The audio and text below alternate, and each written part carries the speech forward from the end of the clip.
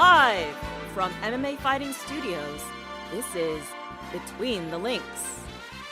And now, your host, Mike Heck. The iconic voice of Esther Lynn welcomes you to a brand new edition of BTL. Hello, everybody. Florida Mike here on this Thursday. And you know what that means. It means we're going to debate some topics. And on this special edition of the program, we're going to answer your questions because we are coming off the final UFC pay-per-view of 2024. We're heading into the final UFC event in 2024. UFC Tampa, headlined by Colby Covington versus Joaquin Buckley. We had media day yesterday, weigh-ins tomorrow, and we'll talk about that. Plus, a new MMA promotion is official with a roster that I still can't believe at this point, but we'll talk about that and much more. And joining me to do all of that, Mr. No Gray Area himself, Mr. Chickens Can't Be Goats, the hot take kid from MMAfighting.com, Jed Meshew. Where is he? They can't be, Mike. They can't be. It's science. You're looking very festive with the tree behind you, Mike. The holiday season in full swing down in Tampa, Florida, or I guess Orlando is where you are at this point in time. So, let's have some fun. Let's be jolly and merry and all of those things. Yes, and of course, because it's a cool, crisp 54 degrees in Inglewood, California. Sleeves are needed today for our wonderful producer, E. Casey Leiden. Shivering. You'd probably be warmer if you didn't get that fresh haircut. Oh yeah. Yeah, look at that. By the legendary voice Esther Lynn. She also cuts hair. It's amazing. You know what I love about Esther? Nice. She's not a chicken, therefore she can be a goat. Fair enough. It's your show today. So happy to answer all of your questions because there are obviously a few things to talk about. This is MMA after all. Stuff happens and always does. Kind of a slow news day today, but let's see what the peeps are talking about. Day's still young. All That's true. What we got? Very, very true. All righty. First question.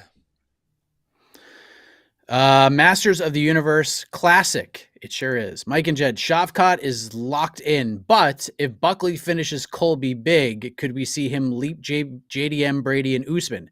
If Shavkat is injured or can't make a fight, too, he'll be in the conversation. So a lot to unpack here, Jed, because Joaquin Buckley believes that and I saw a lot of people, by the way, giving Joaquin a bunch of crap. They're like, just when he seemed to turn it around, he said this. And I was like, what are you so upset about? Because it seemed like Joaquin was pretty realistic about the situation. He'd said, I'm going to leapfrog Shavkat.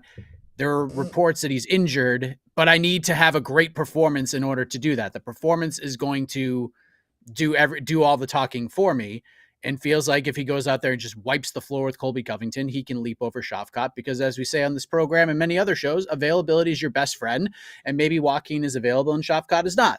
However, realistically, Jed Meshew, is this true? If Joaquin Buckley goes out there and just smokes Colby on Saturday in Tampa, where does he go? Where is he in your eyes in this welterweight division? I think it is true. And look, like we've been critical of Joaquin Buckley, me in particular this year, and I stand by it. No notes to myself. I was perfectly correct on all those points. But you ever watch How I Met Your Mother? And they have a running gag called the Blitz where like some dude is just the unluckiest dude in the world, but it can get passed around. That's Buckley, right? Like people wanting to say that what he said this week is like being bad again. No. He got rid of that. Merab is now the Blitz of being an MMA fighter who says dumb shit. And he'll pass it off, and probably Jamal Hill will take it because he really wants that title.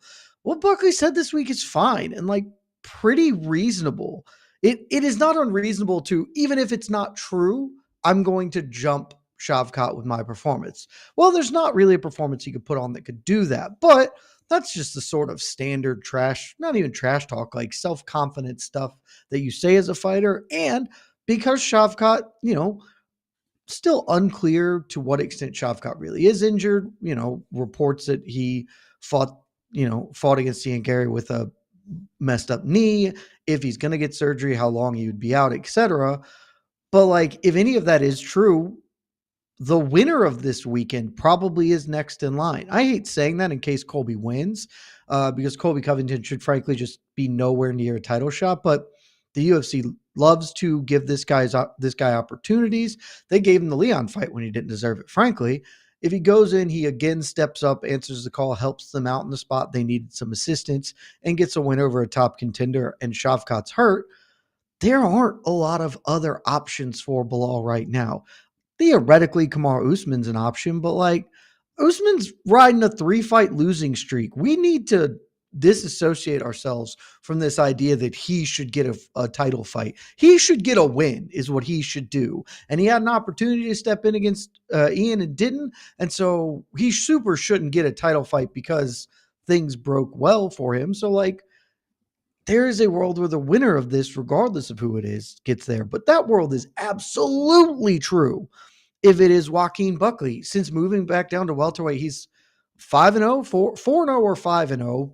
Plus, if he beats Colby, that win is, not like the most meaningful to people in the know, but to the UFC and to the casual fan, it will be big. And frankly, if he does beat him, it's probably in spectacular fashion. And so I think, to answer this question, I think if Buckley wins, sort of regardless of how he wins, but certainly if he wins big, he won't jump Shavkat because Shavkat is locked in. But I think a win of any kind puts him next in line, right? Like, I love Jack Della. Jack Della is fun. Jack Della hadn't fought in a year, and I don't really know what's going on with him. He's not getting a title fight without another fight. If Buckley wins, he could ostensibly fill in for, against Bilal if necessary. So he's in front of Jack Della. He's in front of Usman. He's probably like right there with Ian Machado Garry, because I know Garry lost, but the circumstances, we talked about this, what he did for the UFC, helping out, etc. Like, he is also more in the mix than a lot of these other dudes right now. So it doesn't matter how he wins as long as he does. I think that this is true. But if he wins spectacularly, it's absolutely no doubt about it. He is the next guy in line behind Shavkat. Yeah, it's going to be super interesting because obviously Daniel Cormier puts out into the universe. Yeah, I was told he's got a torn MCL or whatever. He fought with the torn MCL.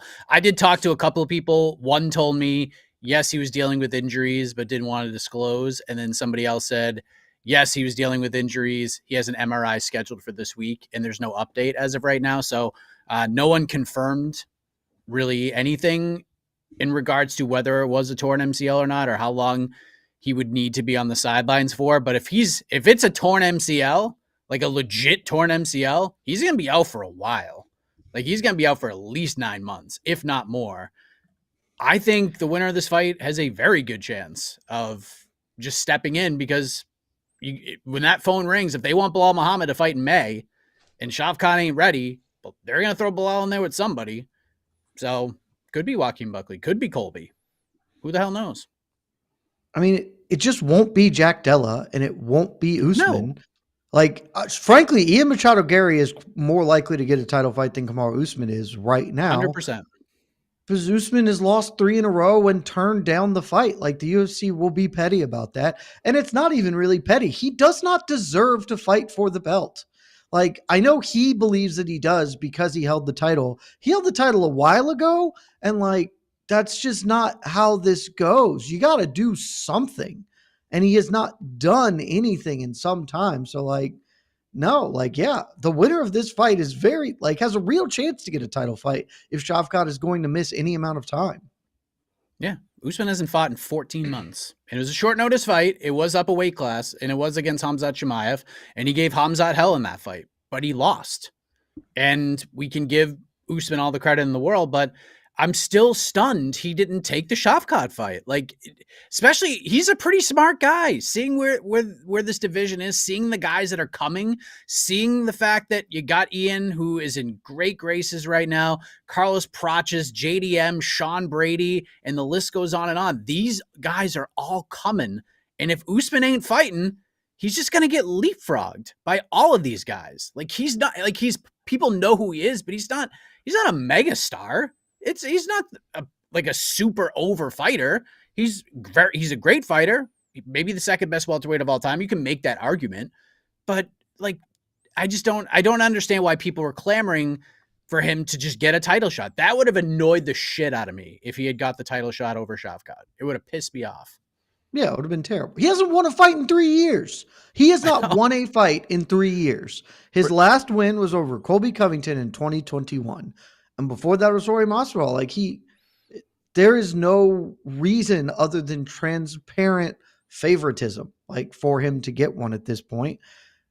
And like, I do not think it is a big ask to say, like, I should be demanding he get multiple wins because like, do something, be relevant to the current state of the division, not, the previous generation that you lorded over.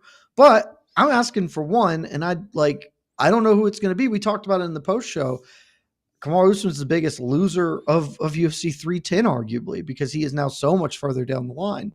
And I don't even know who he fights. Like, he should be trying to get Ian Machado Garry to fight him. Yeah. But I don't know if Ian, like, that is now will Ian deign to fight him sort of thing, because the game moves fast and you have just not been moving. You have been stationary for 14 months. You can't do that. Yeah. While you guys were talking about this and I peeked over, I was looking at Buckley's Tapology record and I was like, ooh, he's very, all that stuff. And then I went back to the conversation and I swear I thought you guys were talking about Stipe again. No, it is. I mean, it is right in line, Casey. I was like, did we change subjects? I was like, oh no, we're talking about everything you guys were saying. It sounded exactly like the Stipe situation, except Stipe got the fight. And that's why I kind of, everything makes total sense what you gentlemen are saying, but also Stipe got the fight. So I'm still not ruling out Usman getting a next title shot. Because but that's because John Jones is John Jones and he called for it. Bilal ain't John Jones. Bilal ain't demanding Kamaru Usman or anybody else because he tried for it. He tried. If Bilal calls for it, that might actually make the UFC less likely to do it. Bilal should not call for it, so they don't just get mad at him for existing and be like, "No, we give you nothing that you want." Yeah, because there's a current champion that is trying to do that right now, and his name is Merab Dvalishvili, and it ain't going very well for him. It's the best. Merab is. Merab is unbelievably just not. Is the best.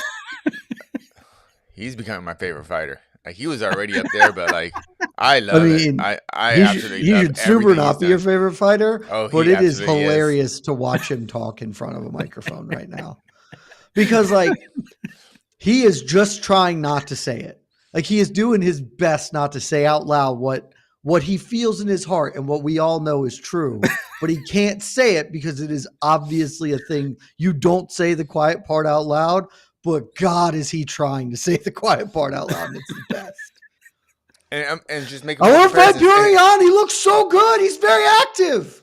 You beat the out of him. Yeah, but like Islam fought a rematch. He's fighting Armin. It's a rematch. It's the same thing. They are not the same thing, Rob, and they're not the same thing. Dude, it sounds like John when he's trying to put down Aspinall the same way. Like, except he's John. So, well, John's undefeated, so everything he says is I have to listen to. But when Rob says, you're like, haha. No, it's not. When have I ever said that what John was doing was good? Not you, but like just the general. You have a T-shirt. Literally, I'm wearing a shirt that says that's not true. Not you.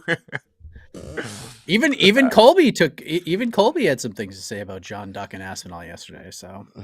The less we talk about Colby yesterday, the better. He's on your team, Jed. He's joined the Chickens Can't Be Goats team. I mean, he was always on that team in general. He's because he knows John, but fair enough. Yeah, Merab's a king. Yeah. A very silly king, but it's incredible. Baby. Dude, UFC the Hall of Famer. The Islam line sent me. just sent me like, what are they mad about? Islam's rematching Arman Sarukian. It's the same thing. No. What are you talking? Like, why are they acting like rematch is bad? Islam's rematching Arman, the number one contender who's won 7 fights since they last fought. What are you talking about? Like, just say it. Just unburden yourself, Merab, and say, I would like to get title defenses with pay-per-view points against people I know I'm going to beat and not have to fight a dude I might not beat. Still think I'm going to beat him, but I might not beat him. But the fight's signed for. Wait, what is all this? It's signed for, right? Like yeah, that's the funniest part. Wait, what are we even talking? I don't even understand. Like they're talking about. That's that's the part that's funny is that Merab can't let it go. Merab can't be like, well, I'm fighting him. He's like, he is justifying why he still doesn't want to do this. No, I would have, I wanted to fight Umar in the summer after I fought Piotr and Sean O'Malley. Like, he is still trying to speak this into existence. And it is the wildest thing. Like, dude, just take the L and try and win the fight. Well, he's got that's crazy. Like that's gonna be the best part. He's go even after he 47's Umar, he will still get on the mic of Joe Rogan and still complain about like this should have been Peter Yan. I can't wait. I mean, you got to do it now. Like he has no other. That's choice his bit. That's his bit. See, I told you, Joe. That would be objectively great if he does that. It's like, I told you, I held him and I won a split decision, and he didn't deserve to be in the cage with me. Fucking bum. Let me get Piotr Yan, who I 50-44 the last time we fought. That guy deserves to be in here. All right. You good? I love the Q&A shows. Yeah, that is the best. All right. All right. Here we go. We got some questions from Lazy Bed. Elizabeth, season's greetings, gang. What is the ultimate stocking stuffer for an MMA fan? Ooh. UFC hot dog brander. I have wanted one of those for probably 20 years. Not that I don't even cook hot dogs, but just the jokeness of it is terrific. So that's a great choice. They do not work. But buy them anyway. That doesn't surprise me at all. They do not. Of course it doesn't work. It does not work. I like that. It's a really good question. I mean, I would say that like the trading cards, just because people are big into the trading card game, those things are expensive as hell now. So like, it's not even really a stocking stuffer. It's only a stocking stuffer from size, not from monetary value. Yeah. That's a good question. Let me think on this a little more. If I come up with something, I'll circle back, Lazy, but good question. For myself, my wonderful wife already got me an MMA stocking stuffer. She got me on a Black Friday sale some defense antibacterial soap. So I think every MMA fan needs to know less staph infections. So that's true. It's very true. An affliction T-shirt, perhaps. Ooh, let's bring it back. Rolled up nice. All right. I mean, a UFC fight kit, just any of them. The Gib, but only the Giblert. I mean, it's the best one, but the legendary one. What's the most obscure fight kit you've seen out in the wild? I have seen like 3 fight kits out in the wild, and none of them were like. I saw like a Connor, a one. Ronda, a John maybe. Yeah, like I at the time I saw it, I was like, that's weird to see it, but then it wasn't like, oh, and it's somebody cool. It's just like, oh yeah, it's John or whatever. Yeah. All right. Thank you, Lazybed. Oh, another themed question from Lazybed right here. Also, I'm going to pause this because I got it. Dustin Poirier's hot sauce is cheap. Oh, man. It fits immediately into a stocking. People love hot sauce. I've yet to actually dabble. I should probably get some, but I think that hits the Venn diagram of all the things you're looking for. Maybe a couple of Funk Harbor rum nips from Aljamain Sterling. If they sell them in the little airplane bottles, for sure. I pitched, Mike, I don't actually think I ever told you this. I pitched us turning part of the watch party into product testing as well. Just like get one. And then I've yet to hear back on whether it's okay for us to be ripping Funk Harbor while we're watching the fights. But I'm like really interested to see if his rum is good because like Proper 12 sucks ass. I have in fact tried it. It I'm does. not a big Irish whiskey fan in general. I don't think it is a good one anyway. But like, you know, I like rum a little bit.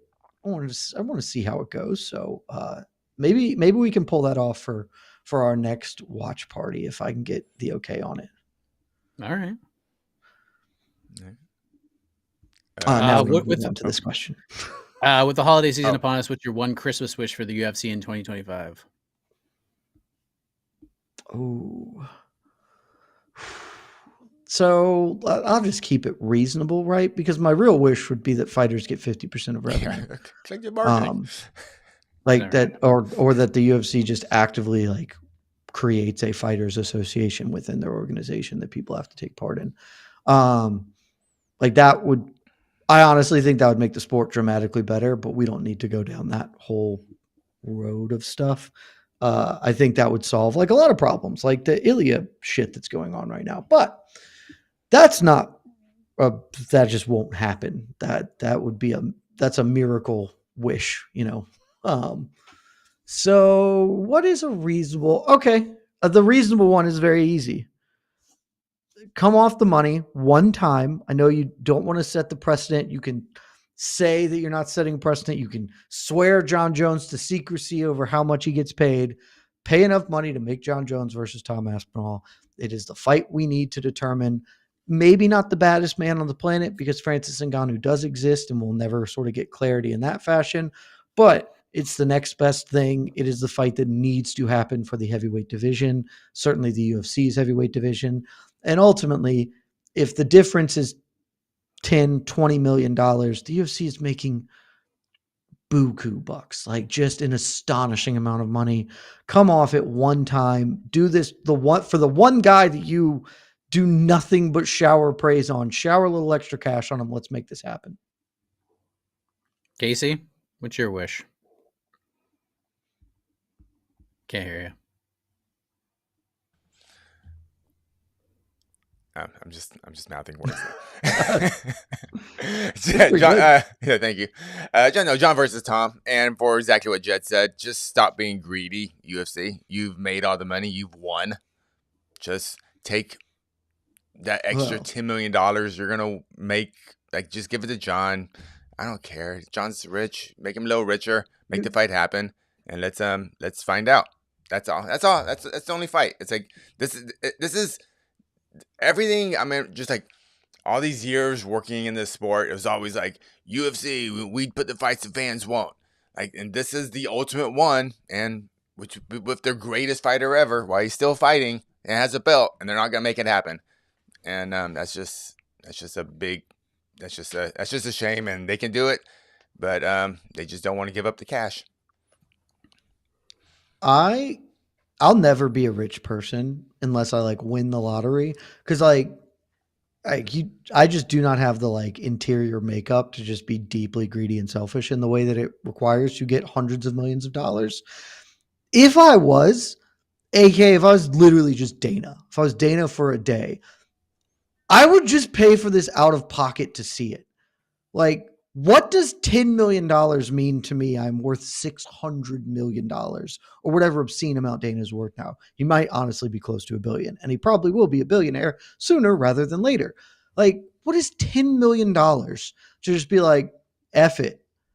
Okay, like, I will pay out of pocket for this one fight, you know, however this need be done, because I just want to see it. Like, that's the type of shit I would do if I was super rich. It's why I'll never be super rich. And it's why I wish Dana was cooler. Cause he can give the Nelk boys like 700 grand. He can't just be like, hey, John, I added a zero to your paycheck. Fight him. Yeah. I will go. I mean, first of all, let me just say this. I'm not rooting for this, but it would be objectively hilarious. Yuri Prochazka has a chance to do something extremely hilarious to kick off the year. But I'm not going there. I'm going with just give us, I'll let you guys have that one. Max Holloway versus Charles Oliveira, BMF title fight. Let's just do that. I want BMF? that. That is what I love want. that. For a realistic fight? Yeah. Okay. I get you. Oh yeah, that should be next. I know Oliveira is going to want the winner of the lightweight title fight, and that's fantastic. But I got to see this one first. Plus money. I am not saying $10 million for John to take the fight. I am saying add $10 million. Yeah. Yeah. They will offer him like 20, 25 maybe. And John will be like, no, I want 40 to 50. And maybe they'll get close. And then John will say, no, I want 40 to 50. And that's where the 10 comes from. Let's split the difference.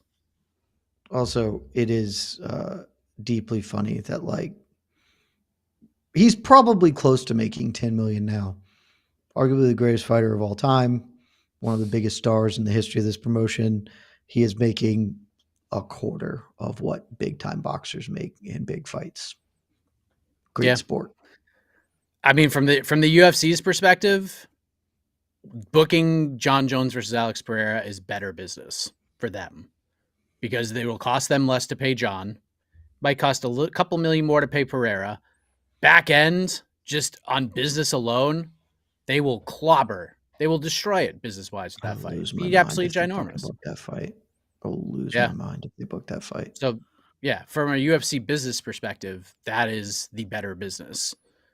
But for everybody else, for the fan base, which they sometimes care about, they more so the casual audience. They used to.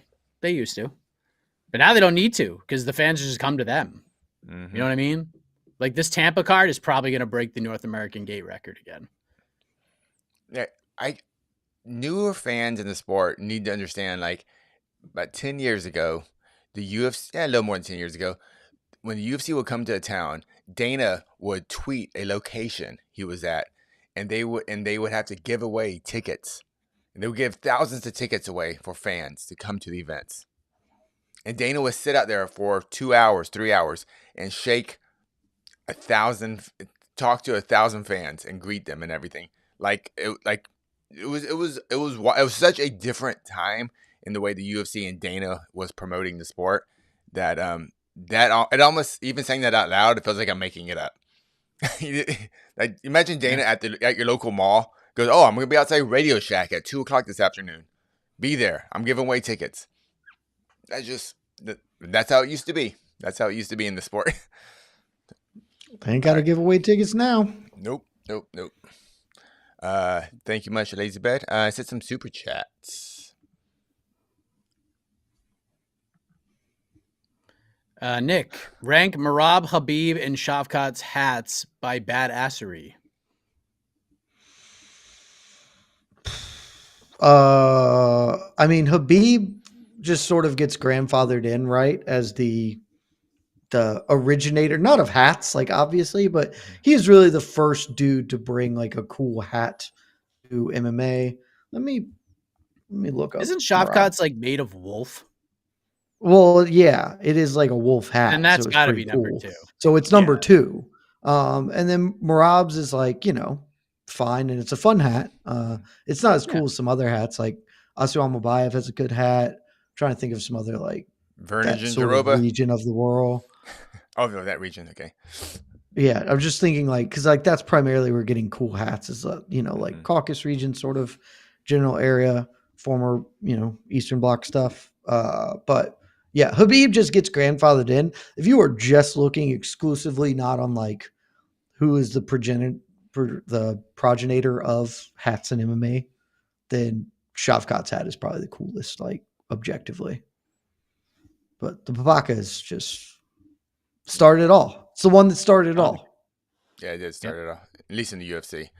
What are some other classic ones that was just in combat sports? Habib got over, not like he did not speak English at the time because he was undefeated and had a cool hat and just like was immediately over. And then he started speaking English and was like, oh, he's got a good personality, etc. He's got the buddy cop thing with Daniel Cormier, but like the hat got him over. It was a revolutionary piece of business for the sport. Remember there was when the UFC got they started doing uniforms and they wouldn't let fighters wear I'm not gonna say it right, but the head wrap the I know what you're talking about, but I do not know. Yeah, I don't want to call it the wrong thing. Yeah, But yeah, it used to be, UFC actually for a while they were cutting people off, but then they're like, oh, that's dumb. So yeah, Literally the only way for you to show any individuality in the sport is to have a hat now. yeah. There we go. Thank you, Vic. Another super chat right here.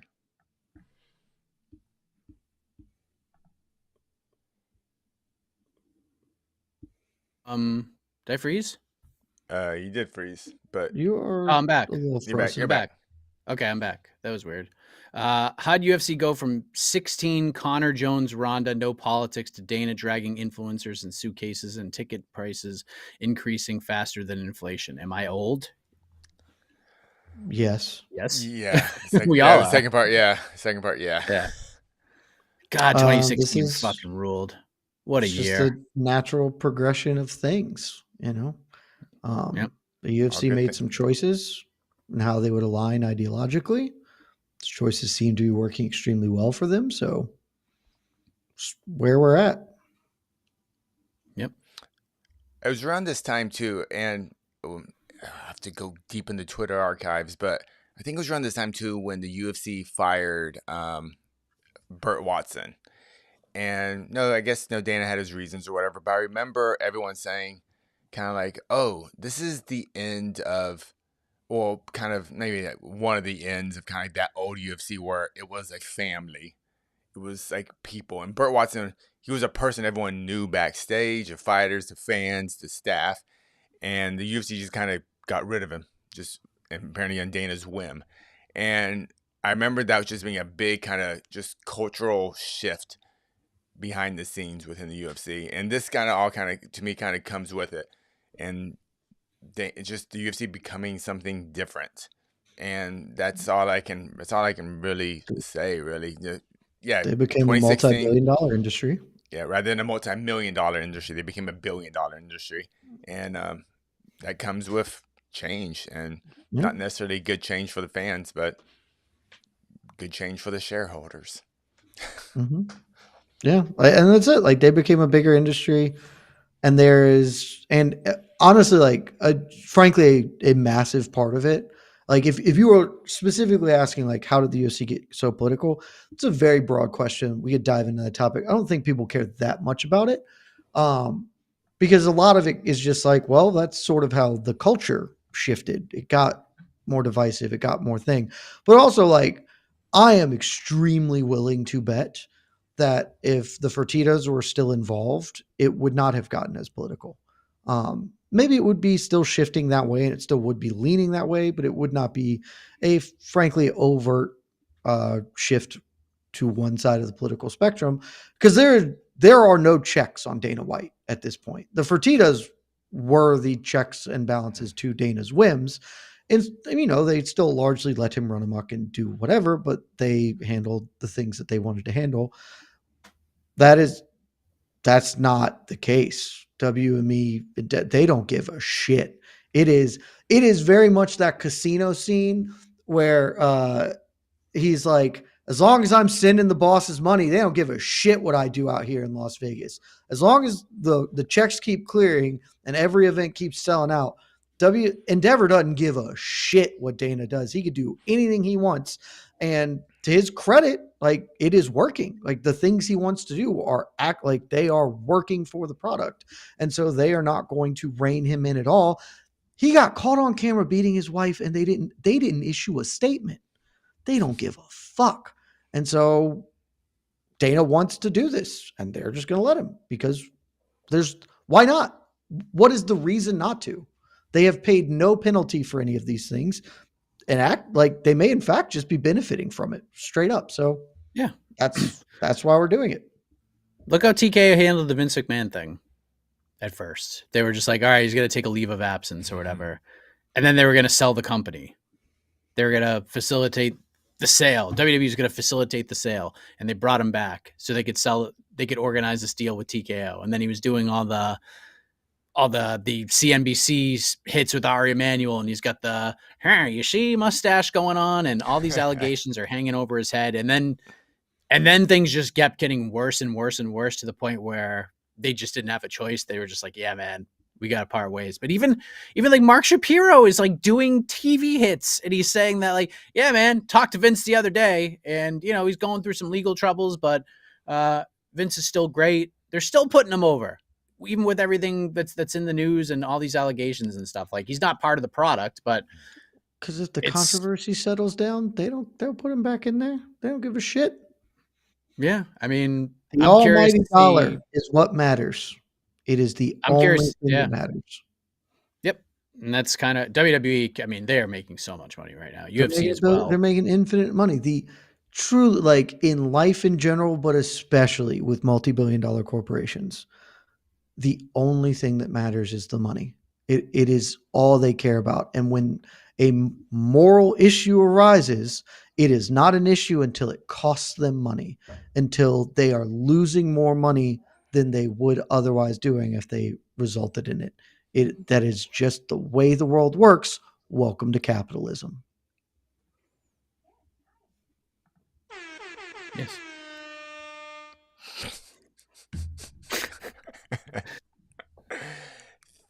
Jeez, thanks, Mr. Patel. Like, all right, let's have some fun now. I had a great time with that one. I don't know what you're talking about, Casey. Here, like this one. This is coming at some point. Chase, if Ilia vacates, who should Volk fight for the belt? Lopez or Movsar? Have a feeling UFC goes with Lopez. What do you guys think? All right, so let's talk about this, Jed. Ilia Topuria and now his coach have done some interviews recently, and they're just like, yeah, they're just going to vacate this belt and go up to 55 and fight Charles Oliveira. That was the latest thing that Ilia Topuria said.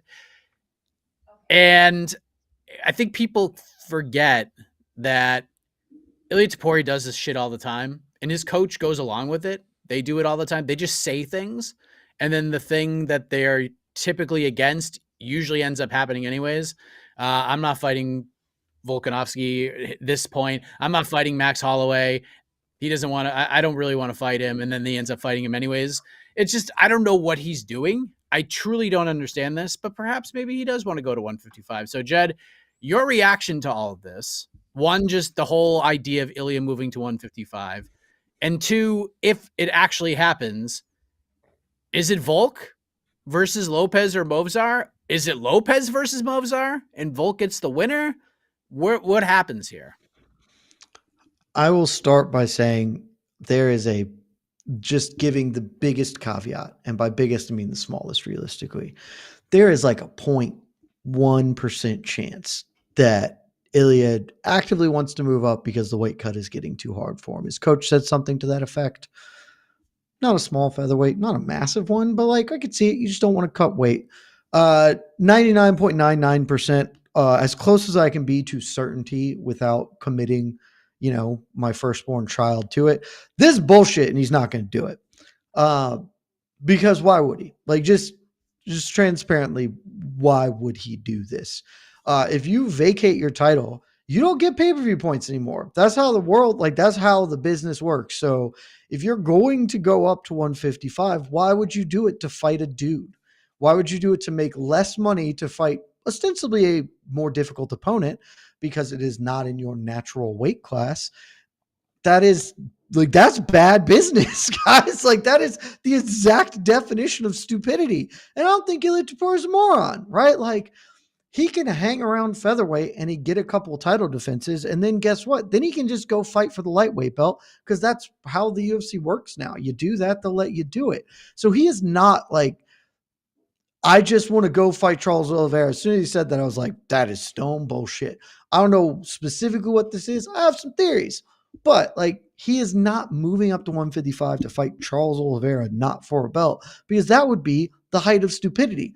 It would be extra stupid. And I can't believe I haven't seen a single person put this out there in the world. And it's the most obvious thing in the universe. Do you know how fucking stupid it would be, Mike? The dumbest, because right now in front of him, Ilia has what Merab Dvalishvili is begging for, a rematch with the dude he's going to kill. Like a profitable pay-per-view points earning rematch with the dude he is going to slaughter. Merab is trying desperately to get that with Piotr Yan and looking foolish for it. Ilia, like, do you think Ilia is really going to be like, no, I don't want the millions of dollars that comes with beating a dude I already beat, and frankly, did it with relative ease? Like, yes, Alexander Volkanovski is a great fighter. Yes, things can go different in the rematch. They're not going to. I think most of us would agree. So, like, why would he do that? Maybe this would be real if it was Diego Lopez was up next. If it was, okay, I got to fight a new guy who's tough. I still think Ilia beats Lopez, by the way, but like, that's, the juice isn't worth the squeeze. Let me go. What this is to me, and again, this is pure theory, he is trying to negotiate something from the UFC. And so this is just a lever he can maybe pull while also, not making the fans pissed off. Because if he was saying, I'm going to hold on to the belt and I'll go do this, I think there would be more backlash. But fans are like, hey man, if you really want to do this and you want to vacate the belt, there's no negative to it. And I feel that way. Like, if he does want to do this, I think it's incredibly stupid of him. But he's not holding up the weight class. Sure, man, rock on. Live your truth however you want to. And so this is him just saying stuff because he wants more money, or he doesn't want the timeline the UFC wants, whatever it is. What he really very clearly wants, if he could pick his choice, would be to fight Islam Makhachev for the lightweight belt, or fight the winner of Makhachev-Sarukian for the lightweight title. He's not going to get that. And I think that this is just a reaction to being told, hey man, you're not in line for a lightweight shot at the moment. Like, yes, you've got 2 great wins in your title reign. There's more business to be done at 145. And so this is a reaction to that, and him planting seeds, maybe trying to negotiate a little bit. Ultimately, it is going to come to nothing. He said he wasn't going to fight Max Holloway after he beat Volkanovski. Fought Max Holloway. He's going to come back. He's going to fight Volk again. He's probably going to fight Diego Lopez again. And then after he does that, if Movsar is still fighting, or if Diego Lopez and Movsar do ultimately fight for a title contender, then he beats the winner of that. Then he can go up and fight for the lightweight title and not have to do the, I'll fight Charles for nothing. Like, this is all just him talking. He's just saying stuff. I agree with this. I like the fact that even when he's just saying stuff, Ilia still says the right thing. Yeah, I'm just going to go to 55. I'm just going to vacate the belt. Like, That's terrific. That's terrific. That should be, Ilia obviously listens to MMA fighting programming, because that's all we ask of you fighters. If you want to go up and win a title in the second division, just vacate yours. Like, make it seem like you're actually risking something. You know what I mean? Because that's the thing that drives you nuts, is like, well, I'll go move up a weight class and fight for the belt, because even if I lose, I'm still the champion in this weight class. No, it shouldn't be like that. If you want to take that risk, you're out. Like, you're out of the division for the time being. You are officially a lightweight. You're no longer the champion. So we need to crown a new champion. And then if you lose and you want to go back down and work your way back up, get another win or two, then you can get another title shot. So the fact that he is saying, I will vacate this title, even though I agree he's just saying stuff, at least he's saying the right thing. He's setting precedent for what should be said from future fighters who want to move up and challenge for championships in other weight classes. That's exactly how you do it. Having said that, I'm with you, Jed. I think this is just a bunch of talk. I think they're talking to the correct people in order to try to make a bigger deal out of this than I think it actually is. And that's kind of where I'm at with this whole thing. Casey, what say you? As long as he vacates the belt, that's all. That's all I care about. That's all I care about. I mean, yeah, it doesn't financially doesn't make sense, but whatever. If he wants to do it, he wants to do it. I don't know, chase your dreams, but just don't hold up the division. That's all. And he doesn't want to do it. I'm so confident. I believe you too, but yeah, the vacate was the most important part to me, as far as like, whatever. And so exactly to the point, Mike. Like, he is going about this kind of dumb thing in the right way.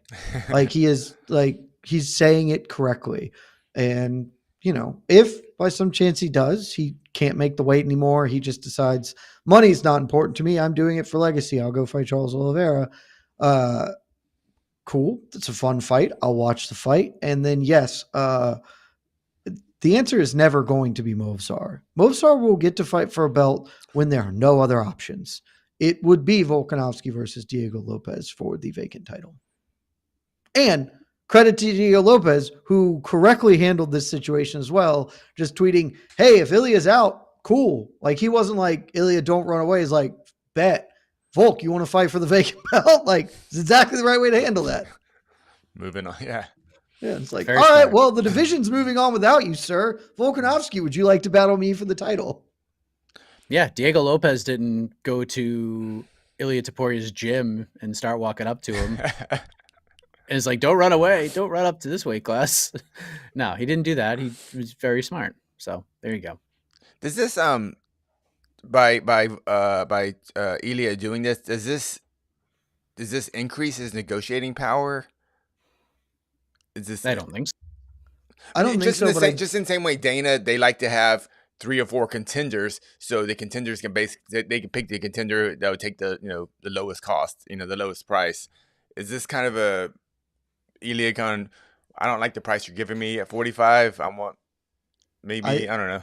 I think that is my guess, and there's no inside information, is that he wants more money, and this is really the only tool he has to leverage to get paid a little more. And it does have frankly, the good byproduct of, we're talking about it.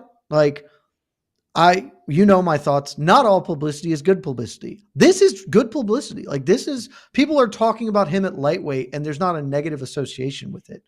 Like, because he did it the right way. So he's getting a little bit of shine in that way. And I think mostly I don't have a lot of levers of power here. The one I do have is I could just bail on 45 if you don't up the price for my defense against Volk.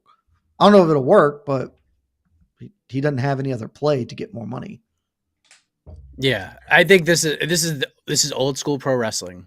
This is what it is. And when old school pro wrestlers had issues, it was one of two things. It was either about cash or it was about creative. It was one of the 2 C's. And I know you can't really do creative in the UFC, but you can do the creative in this aspect is, I want to fight at this time and in this location. Ilia wants to go to Spain. And if they can get to Spain by like the summertime, then Ilia will wait until that happens. Ilia said after he beat Max Holloway, he's like, I'm taking some time off. Like, I'm chilling for a bit, and then I can come back and go to Spain or whatever. And that's where this fight should happen. And Ilia's next fight should 1,000,000,000% be in Spain. Like, I think it's promotional practice if it's not. And I understand there's potentially location issues and trying to book a venue, an arena, a stadium, all that fun stuff. But if you could get it done, like, you got to get it done for this guy. Like, he is one step away. Like, he may even be there, but he is like a one incredible highlight reel away from just being a mega star for this company.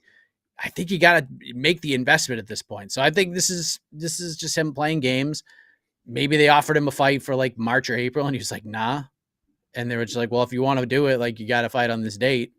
And he's just like, no, I'll go to lightweight and fight Charles Oliveira instead. How do you like them apples? We'll see if it works. So March is the Nevada card, because we have January and February. So March and April are the next 2 pay-per-views. I have no idea where April is going to be. Masvidal's saying he thinks they're going back to Miami in April. Miami. I mean, that wouldn't be a bad place for it. Honestly. Where are they going in May? You should want to fight Volkanovski in Miami. That'd be a sick-ass fight for you. Also, shout out to Triple Joe. I've never heard Jedwardo. I've heard basically every other derivation you go. Jedwardo's a new one. Good work. I like that a lot. Never heard that one before.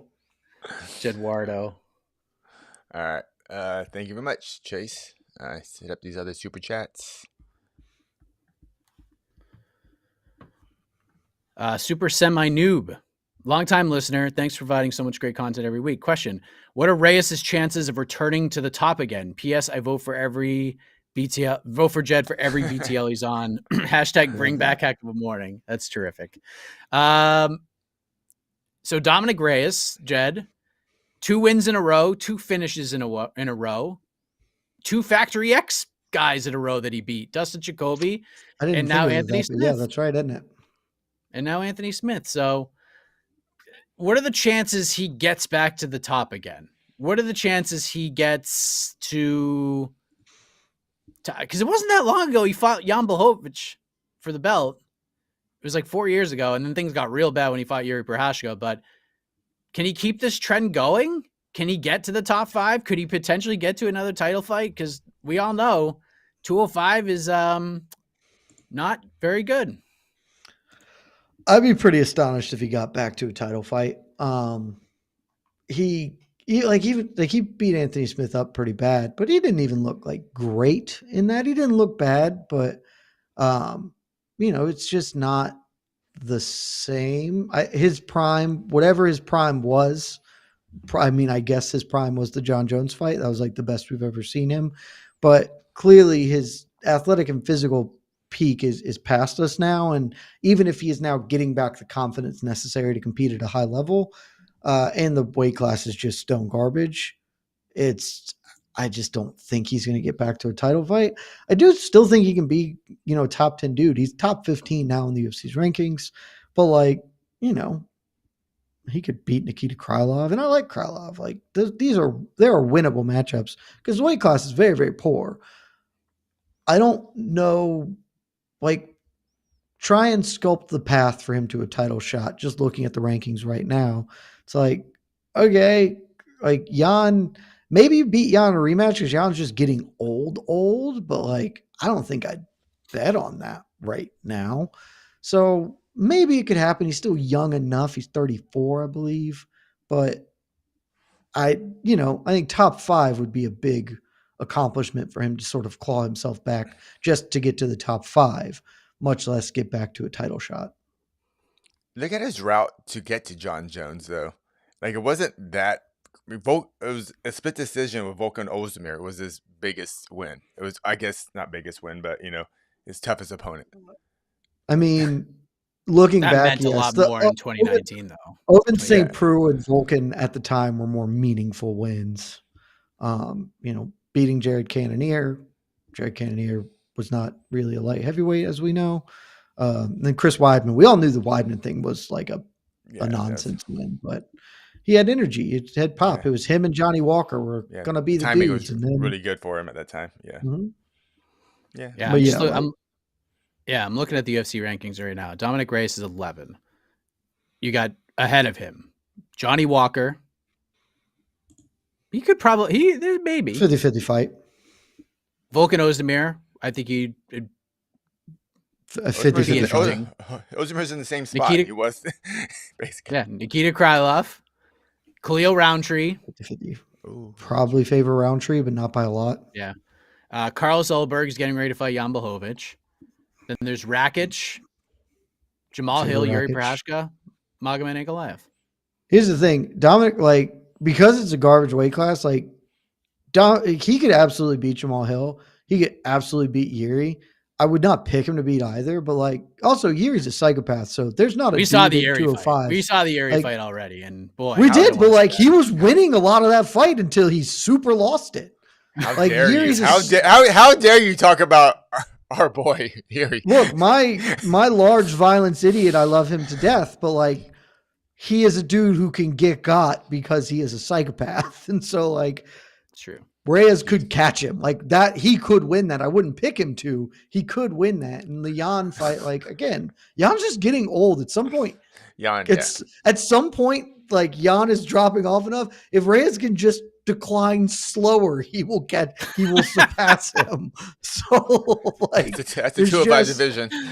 Who declines slower? That is sort of the definition of it.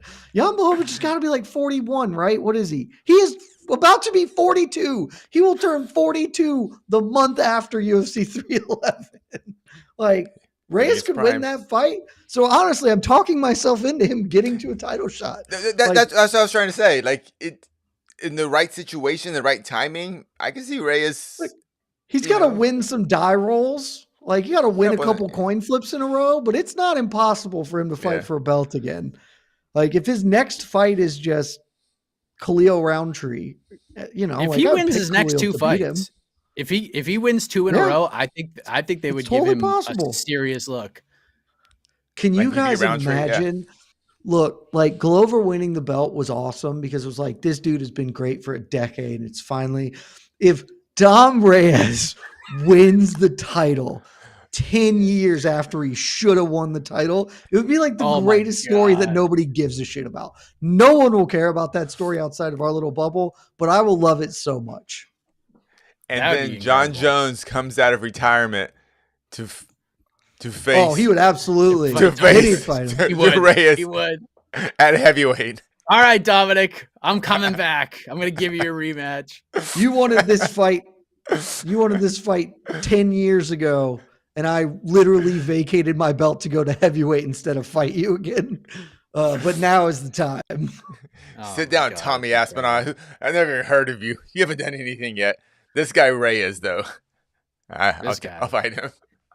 He's one of the 5 best fighters that ever stepped foot in one of the top 5 best fighters. I of am all now time, hoping dude. for this so much. I want Dominick Reyes to get him to get him. It would just be such a ridiculous story.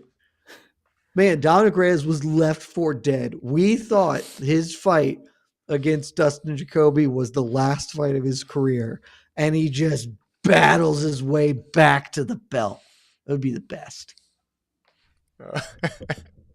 And we don't get John versus Tom because we get the Reyes rematch at heavyweight. Yes. Who needs it? You know? You just change, yeah. John versus Dom. Oh, I thought you said John versus Dom. Sorry. Dom, I wasn't paying attention. Yeah. Damn it. My bad. Internet fell out. Thank you, Noob. A couple more super chats coming in. Miguel Berry, #1 fan. Jed, to continue your casino parallel, one thing bosses didn't like was effing someone else's wife. What would be the UFC version of that? Basically, like automatic firing. I think it's committing a actual crime. Yeah, like a real crime that you go to jail for. Okay. Like we literally can't just give you a fight because you are locked up in the penitentiary. I think that's about it. Yeah, it's really just like jail. I mean, maybe I want the Paul Daly situation would probably be the other thing. I want to say that if you came out and just went full I was about to do something that would then live forever on the internet. And even though in the context of this, it would make sense, that could be clipped in a way that would be bad. I'm not going to do that. If you went out and went full pro-Nazi, not like actual pro-Nazi stuff, maybe that gets you, if you're just I don't know, Hitler said some stuff I liked or whatever, then that's probably enough to get you out. But it depends where you're ranked. Depends how much. I mean, they had the one time that they brought the neo-Nazi in, but then when they realized he was a neo-Nazi, they were like, hey, we're out. There seems to be at least a line drawn between actual Nazis. I don't freedom of speech, bro. I don't know. UFC. I don't trust anything that UFC. I don't think UFC has any. I don't know. I don't. That's why, Casey. That is why I prefaced it by saying I want to believe. Yeah. Okay. This. Yeah. I'm not certain because God knows things have happened that seem obvious to me to. Draw some lines around, but. I mean, I don't want to talk about it, but I mean, some of the horrible things that Colby said at the beginning of his scrum yesterday. It was awful. Awful. Colby's scrum yesterday was the first time in several months. So I've been I hate everything that's happening in this sport. Awful. And yeah, I don't know. It's just such a tired bit. And honestly, it's probably really good. It's probably really good work from him. Cause I'm going to watch everything anyway. I am actively hoping he gets fucking turfed by Joaquin Buckley on Saturday. Yeah. Thank you, Miguel Berry, #1 fan. All right. Okay, here we go. No. It's before. Let's get to this. Let's just get this out of the way. I was hoping this. I was ready for this one to come at some point. John, thoughts on the GFL and its geriatric roster? So if you guys missed this, the Global Fight League, I believe this is supposed to be the World Fight League at one point. It's a new team-based organization, and the list of signings is absolutely insane. Names such as We found out about this, by the way, like just after media day, and we were all like reading the names out loud, and we're all just like, "What the hell is going on right now?" 8 Tyron former Woodley, UFC champions. Tyron Woodley, Fabricio Verdum, Anthony Pettis, Alexei Oleinik, Junior Dos Santos, Hector Lombard, Luke Rockhold, Alir Latifi, Abubakar Nurmagomedov, Vanderlei Silva, for Christ's sake, Alexander Gustafsson, Thiago Santos, Andrei Arlovsky, Lucas Martins, Kevin Lee, Frank Mir, B. Wynn, Charles Rosa, Alan Belcher, Jeremy Stevens, Marlon Moraes, Benson Henderson, who just started, Gegard Mousasi is back, Greg Hardy, Rebellis de Spain, who just signed with Karate Combat, so not sure what's happening with that. Will Brooks is back. Somebody finally signing Will Brooks. The UFC should put him on tough. I still don't know why. And then we got names like Jimmy Rivera, Tanner Bozer, and others. But yeah, the reaction to this, Jed, has been pretty wild because you look at the names and you're like, oh, these are like some really big names. And you hear fighters talking about the type of money that they're being paid here. And then you actually go back and relook at the fighter names and you're like, Vanderlei Silva is like in the antitrust lawsuit talking about having like brain damage. And all of a sudden he's going to be fist fighting again. So your reaction to this and the names that are involved so far that are being made public that the fans may know about. So I have a lot of thoughts. Let's start with the Vanderlei Silva one, because that is the one that like, there's a lot of them here. I'm feeling like you feel a little icky about. That's the one you feel the worst about because of his comments. My hope, and this is a pure stone hope, is that he is not actually fighting, but they have, as part of the press release, they're like, we're going to also have coaches and fighters associated with the product and, team oriented stuff. And so my hope is that means Vanderlei is not, but he just got lumped in there because he's a big name and you want to draw eyeballs in. I don't think that that's true, but I'm going to stick my head in the sand and until I'm forced to acknowledge that Vanderlei Silva, who's like outward, is like, yeah, I'm pretty sure I have CTE, is going to get in a fist fight again. I don't really love Frank Mir fighting again either, but so it goes. Mike, I told you, I think a couple weeks ago, maybe it was last week, I don't know, it all blurs together. 2025 is going to be optimistic, Jed. I'm going to be very positive, not about all things because I can be negative, but I'm going to be optimistic that good things will happen for us. And a lot of negativity met this GFL announcement. I get it. Very extremely likely that this thing crashes and burns and just takes a lot of money with it. I hope it doesn't. And I don't, I can't say that it's going to succeed. I just don't want to be one of the dozens of people piling on of the, hey, people have tried MMA shit and it just doesn't work. The only way to make MMA work is to just get the best fighters and have them fight. I think that that's true. Like historically that has proven true, but like, I like people taking swings, trying something different. I frankly like the IFL. I know that it was not to everybody's taste. Maybe it was just too ahead of its time. I think this is doing better things, at least in concept, than the IFL did. The thing I like the most about it, and I sort of alluded to this earlier talking about UFC stuff, I love that they have a fighters association as part and parcel to it of the, hey, like we're not just saying we're fighter first, like we are actively doing things that will help fighters, have more of a say in the promotion and things like this. None of it will work. I'm sure that is true, but I want it to. And so I am going to optimistically support it. Hope that, when they do their negotiations in January, they get broadcast distribution somewhere. Somebody pays them to do it. And it's not like Rumble or some shit that no one's going to have. And that it turns into something that is real, because we have said it a million times. The UFC needs competitors, even if there aren't competitors. Fighters need options as opposed to just being forced under one monopoly. PFL does not seem to be doing the thing. And so if this is a thing that can even gain traction for a few years and they can keep finding seed investors and burn money or launder money, however they get money, I don't care. I would love to see this succeed. They've certainly made a big splash. And so I I'm going to support it and just hope that it works. There you go. I mean, I guess you just have to kind of wait and see. But I am curious, and Casey, you could jump on this too after Jed answers. If you're Don Davis and Peter Murray in PFL right now, what was your reaction?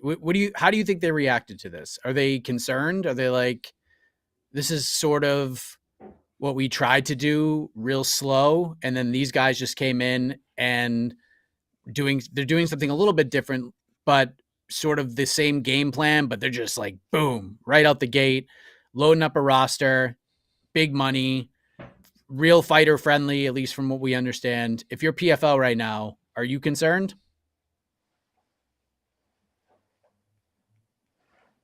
They are coming after the co-leader throne, so that's I would legitimately be concerned if I was PFL. Again, I think the most likely outcome is that this promotion collapses within 18 months, right? But like they have made a splash in a way PFL basically didn't all year long. They don't have nearly the roster that PFL does, but they have a concept that maybe is cool, maybe is interesting. They have bigger names than the PFL does outside of a few. And so maybe they can gain some traction. The last thing I will say on this, old people fighting is weird and it's not that exciting. I am a lot more open to the idea of old people fighting under these circumstances where they're just all fighting each other. Like if I am open to a Legends Senior League of MMA, which is what none of the fighters they listed were like currently competitive or meaningful opposition. And so like, that's fine. Cause that's one of the issues that I have with PFL and frankly, with what Bellator used to do of like, all right, we're going to have this old dude fight a guy who's not old and he's going to get obliterated. It's like, I'm good. I don't need to see that. But like, if you're just giving me Anthony Pettis, Benson Henderson 7, okay, cool. I'm fine with that. JDS Frank Mir. All right. Verdun and Frank Mir. Cool. Like those are, these aren't going to determine, relevant ranked fighters, but they are big names who get to compete in circumstances that are probably a little more acceptable for them. I'll still tune in because why not? Yeah, names. Yeah, as long as they fight each other, I'm with you. Yeah. They don't have a date yet. No date for a show, right? April is the targeted first event. Yeah, they haven't secured any TV deals or broadcast rights just yet. So, if they don't, they said that they will just broadcast it via YouTube, which honestly would be fine too. Yeah, yeah. It still doesn't sound real to me. That's all. That's just like when the first time that guy was on Ariel's show, I just like, okay, cool. I like it, the idea, but the idea is like the easiest part. So I do think doing rosters of 10 you shouldn't do that. I think that's a mistake, but we'll see. Yeah. I'm more interested because I remember from the first time he was on talking about like each team or each city has like a completely different look or something. I can't remember exactly, but like, I don't even know if like, it's like American sports, baby. Yeah. Like, I remember the Coconut Creek Raptors or whatever they are, Vipers, or I don't know. Yeah. Well, at least I remember in the old EA MMA video game, one of the cool parts is like you could pick your venue, so you could fight like in a small gymnasium, or like you fight like in some place that looks like Saitama, in a ring. So I'm always big on I like, in the sense that baseball has different dimensions. I kind of like the idea of like each location, the cage or the fighting venue is slightly different. It would be pretty cool if there were home and away games and like some people had rings and some people had cages. Yeah. That would be pretty sick. Something different. I don't know. You just want a hill in the outfield. Yeah. I mean, yes. Yeah. you heard that? Yeah. I'm very big on the hill. Yeah. It would honestly be pretty cool if the 6 cities all had something different in their location. One has a ring, one has a small cage, one has a big cage, one has a round cage, one has a moat. I don't know. I ran out of ideas, but or even like one's the Yama pit. A pit, just I don't know. That'd be pretty fun. Because we still go into that situation. We're gonna hit that pretty soon. Like, you have to be different. You can't just look like just people watch it thinking it's the UFC, which we assume most people who watch PFL that aren't like the hardcores, they're just watching it. Oh, it looks like UFC's on, but looks a little different. But I'm not really paying attention because I'm at a bar and the sound's not on. So here's the huge issue they're gonna have though, because most of this new generation of MMA fan just came in like the last year or two, maybe a little bit longer back. They, for the most part, outside of maybe like Kevin Lee and a couple other names, they have no fucking idea who any of these guys are. We know who they are. They have no clue who these guys are. So it is still imperative for them to build stars. They have to create homegrown talent because we've seen other organizations try to do this. And if you cannot create superstars under your own roster, you're screwed. It's just not going to work because these guys cannot fight forever. And Scott Coker needs to be involved with this, because if there's one thing Scott Coker did great with Bellator is he matched up all the old wily vets together that the hardcore fans knew, the ones that would sell this to the casual audience, and then they would bombard the undercard with like the talent they wanted to build underneath. You can watch AJ McKee absolutely nuke a guy on the first fight of a main card before Ken Shamrock and Hoist Gracie fought for the third time, or before Kimbo Dada or anything like that. Like the fights that bring you to the dance, you still get to see these guys that are really talented that you need to get to know beforehand. Card structure is going to be so imperative. And on top of that, you need to grow your fan base outside of the hardcore MMA fan. PFL only has the hardcore MMA fan. And even the hardcore MMA fan at this point is like, for Christ's sake, no, we don't even want to watch it right now, because and the way they're trying to appeal to the casual audience by bringing in Jake Paul and all those people doesn't work. It does not work. So I don't know. I'm skeptical. I hope this is the other promotion that can. They're not going to give the UFC the run for their money, but I hope it's successful enough to be like a valuable negotiation piece, right? Like, this is WCW in the 90s, where guaranteed contracts and more money, and like, they're going to be on television for at least the next 5 years. Eventually that's going to run out, but you know what I mean? Like, I don't know how I feel about it. I'm going the exact opposite way, Mike. Do not develop any talent whatsoever. None? Be an actual retirement home for fighters. Like, you are the place fighters come when they are done. You are not building stars. I would codify it. Every team is allowed one fighter younger than 30, like one on their roster. And like, maybe the unwritten rule is that fighter is a relative of someone on the team. Like, Frank Mir's daughter is on Frank Mir's team or whatever, because like, we're not developing talent. That's nobody. No, we're not doing that at all. Exclusively retirement age fighters. We're just leaning full into the bit of what this is. That's where I'm going. And here's how you differentiate yourself. GFL, feel free to contact me. I have a very reasonable consulting fee. We'll make this happen. Here's how you differentiate yourselves, where you will immediately get all of our programming on board. Your referees do their jobs. It's a fucking wild concept. It's a fucking wild one. But you tell the referees, you take a point for every foul. Every one of them, unless it's a cage grab, in which case we stop the action and you give position to the non-offending fighter. Everything else, the referees actually enforce the fucking rules. And holy shit, like, maybe we've got ourselves an XFL situation where the UFC isn't concerned about the XFL, but they're like, oh, that camera that they've got behind the quarterback, that's pretty cool. We'll take that and include that in the NFL, aka UFC broadcast. So that's how you differentiate yourselves outside of the gold we've already given you. Okay. I like the XFL analogy. If they can put like a MMA glove at the 50-yard line and have both guys just charge after it, love that. Put a taser. Like an taser right in the away. middle of the cage. Whoever gets to it first. Oh my God. Now we're thinking. Now we're Jed, thinking. for Jed Consulting Very Service, reasonable fee, guys. Very reasonable fee, GFL. I love the referee idea. What about missing weight, Jed? What's the consultant say about missing weight? Do you have to cut off a toe? Like, what are we doing here? I mean, if we're being honest about missing weight, in the terms of how they are organized, missing weight is just a loss.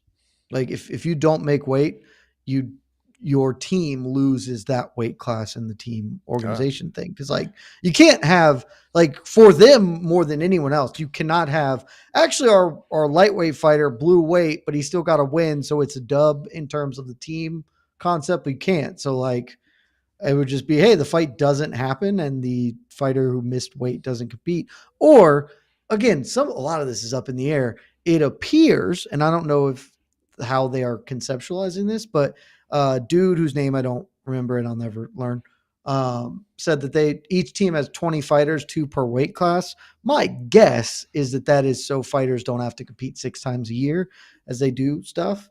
But perhaps it is both weigh in, and if one blows weight, then the backup comes into service. Yeah, we'll see what happens. I hope it works. I really do. I honestly really like the idea of team MMA. I think that it can be fun. I don't know how you pull it off when you're doing what they're doing, but like I would like it to work. I think team MMA would be a cool thing to have. But it's just team MMA and like name only. Like they're not training together, right? They're just wearing the same jerseys. I assume that some of them will train together, but not all of them. But yes, Okay, whatever. Again, as I said, I think it would be cooler to do team MMA as like gym-based team MMA. Yeah. Of here's the That'd ATT team, cool. And the ATT team isn't, it's not the best fighters, but it's like under those circumstances, I would be like, yeah, that's a developmental league where you take 10 fighters out of ATT and 10 fighters out of elevation and 10 fighters out of whatever. And they're the up and comers. They're dudes who don't have that many fights as a way to get them fights, get them experience on big cards. And it's, it's structured the same way that team wrestling formats are structured. So I think that would be cool. It's not at all what they're doing here. I don't know if it will work. I hope it will. Yeah. But like, good luck. Because that will honestly be a problem for this event. Like if they are a team and they are a team in name only, and like, you can't just cut to like, because what should happen is there shouldn't really be coaches. Like there should be like 2 cornermen for all the same people. And it should be like, all right, go in and fight. And then the next come. And when you lose, you just sit on the sidelines, the same as you're in the dugout or like the bullpen or whatever. You're just sitting there waiting like, oh shit. Yeah. And you can put the rally caps on and get pumped when your guys win. But I seriously doubt that's what's going to actually happen. So, I like that. But the draft, like just watching a draft is going to be super fun. Like that will be fun. I love drafts. So, my feelings on great. Yes. Hopefully some of the teams get better luck than I did in our fantasy draft. Mike, how are you feeling? There is a very real world where I overtake you this weekend. I'm still waiting for my 500 points. I was promised, Buckley, but I can chase you down. 300 points for Jose Aldo. I was promised that, and I don't see that on the final score because he should have won. Rocky Pennington should have won. I don't know. Who had Pantoja? Nobody, we didn't draft him. When we did the draft, he wasn't booked. That's okay. Yeah, he was wild. Not scheduled to fight when we did the draft, and no one could have even anticipated that because there were still open dates. Right? We only took 2 fighters who weren't scheduled at the time. One was Shavkat because Shaheen took him and was like. And even that we're like, he's not on the books. If he doesn't fight at 311 or whatever, or 310, that's bad. And then Mike took Wiley. And again, Pantoja could have been on that thing, but everybody else was on the books. Yeah. Because it is a huge risk for them to not fight. Mike right now is feeling that risk. Like Mike is just like, oh yeah, it sucks. I had Casey, my draft pick was Alessandro Costa, who was about to nuke Matt Schnell and get a ranking. Like that would have been the pick of the draft. It was a good and one. then 3 days before the fight, he was out, or like a week before the fight, he was out, and Cody Durden stepped in and nuked Matt Schnell, and no points were awarded to my This team. fantasy draft, So. Okay, this fantasy draft, it's a test. I don't think this. It was our officially inaugural counts. run. We've inaugural learned run. some We've important learned, yeah. things. We gotta do a full season. Yeah, we got to do We're full. gonna do Yeah. one. I'm not into fantasy teams or whatever, but like I am kind of into the It's draft thing. electric. So I do want to Fun. jump in next draft. I'm just saying, if Joaquin Buckley gets a finish, I will move from 4th to 3rd. And shocker of the whole thing, Joaquin Buckley will be the MVP of this fantasy league because he will be the only person who has like 400 points. I'm assuming Colby wasn't picked, right, by anyone? No, Colby was not picked. The only person competing this weekend. We are done. AK has won. I cannot catch AK. Buckley is the only person left to compete. He already competed once, but he's getting the second bite at the apple. Okay, Which I forgot until somebody tweeted at me. I was like, "Oh, you're right." Couple Anything more else? super chat. Yeah, a couple more super chats real quick. This is actually a bit of an older. I missed this one, but back to an older topic. Imagine what Alex would do to Dom's chin, and would you guys pick Reyes in a John rematch at heavyweight? No,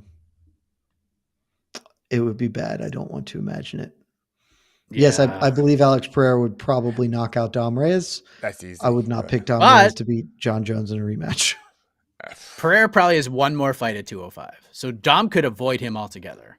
If Pereira fights at 205, he's probably going to fight Ankalaev, and then he's moving up. I think that's how I think this happens, because he ain't fighting Jamal Hill again. It's just not going to happen. He tried If to. Fury beats- Jamal didn't want that smoke.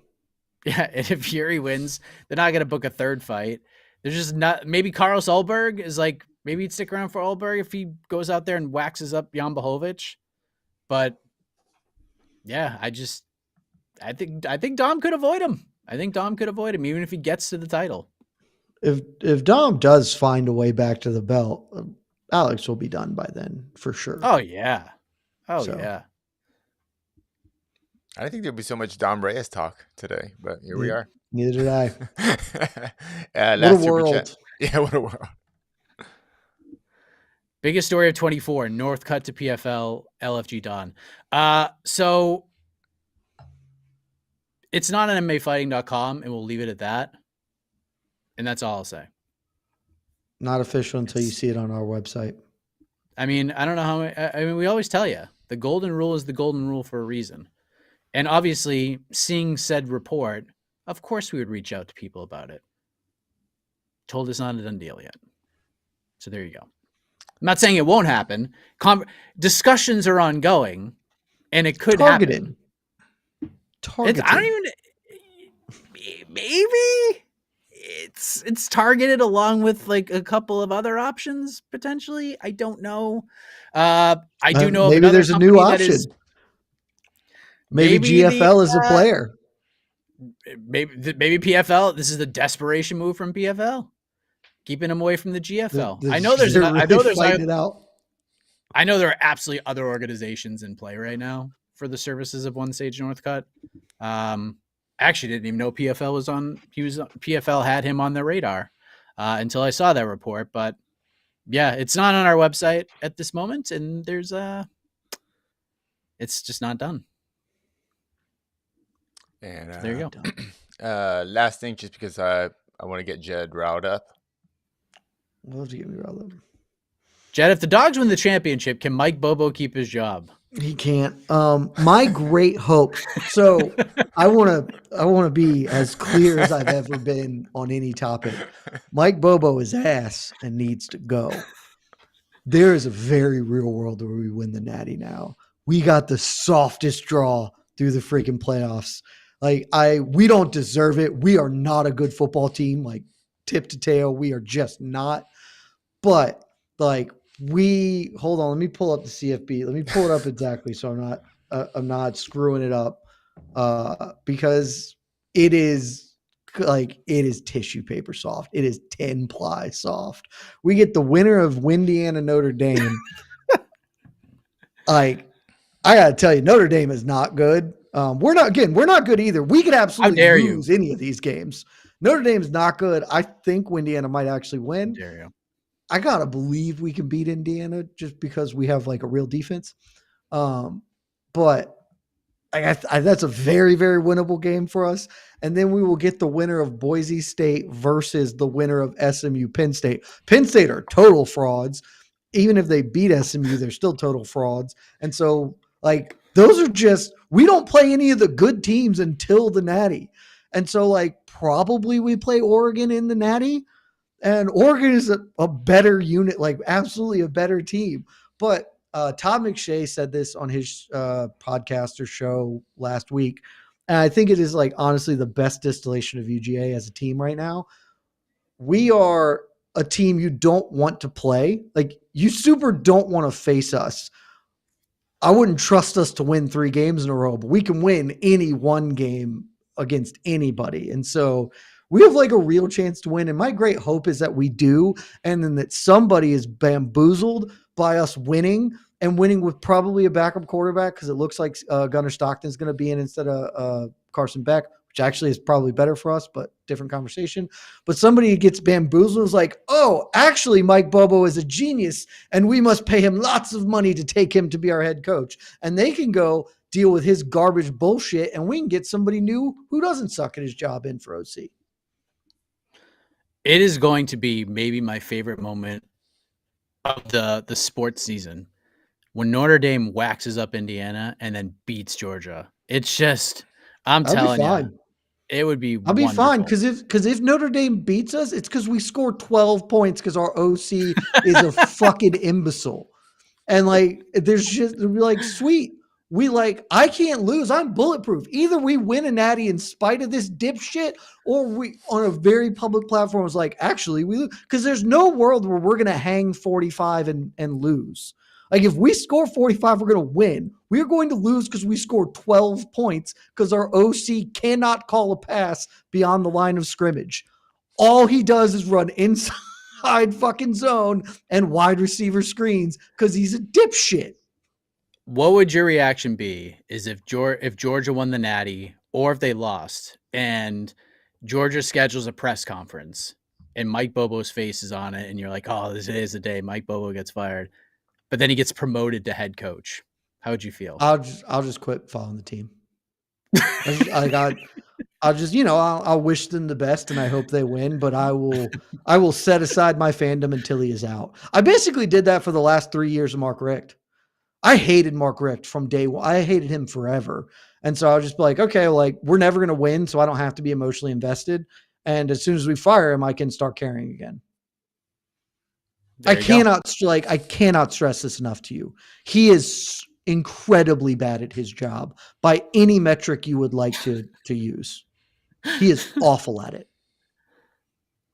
But like, I get it. If I was Kirby, like I just want to, make a lot of money and hang out with my friends. So I'll give them cool jobs because I can. No one can stop me. All right.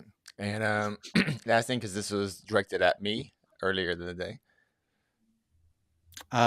Casey, what's up with your boy Franciscinelli? Really? We didn't see him on the Commerce LFA card. People love him. What's up with that? Luis is currently 4-0 in LFA with 4 first-round knockouts. He's already fought 3 times this year in LFA.